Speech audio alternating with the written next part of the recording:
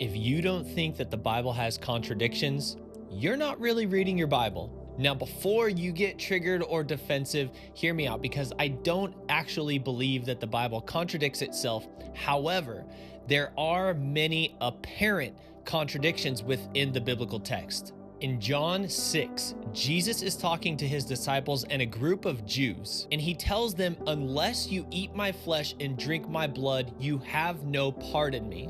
Now, this is significant because, as I said, he's talking to Jews who are very well educated in the law and who would have even had the Torah memorized. So if you go back into Leviticus and Deuteronomy, the parts of the law that they would have been very familiar with and had memorized, you can find numerous verses where through Moses in the law, God said that you shall not drink the blood, that the life of the body is in the blood. And so you shall not eat the blood, and anyone who does eat the blood will be cut off from his people. So fast forward back to this moment where Jesus is talking to this group of people, and he's telling them, unless you eat my blood, you have no part in me. And now we get the benefit of knowing the end of the story, but I want you to put yourself in their shoes. They had no idea what he was talking about.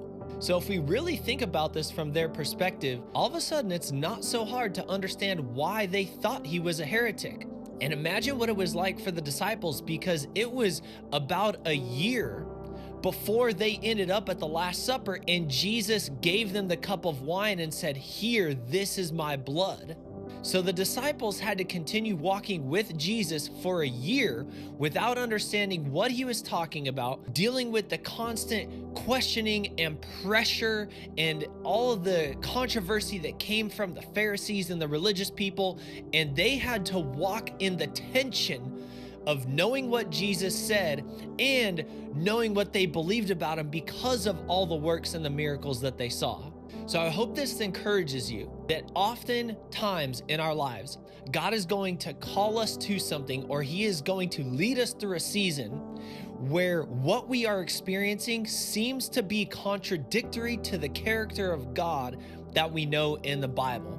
But I want to encourage you, stay in faith, keep going, be faithful, continue to pray your way through, because God will show you a side of himself that you have never seen, and it will all come around to make sense.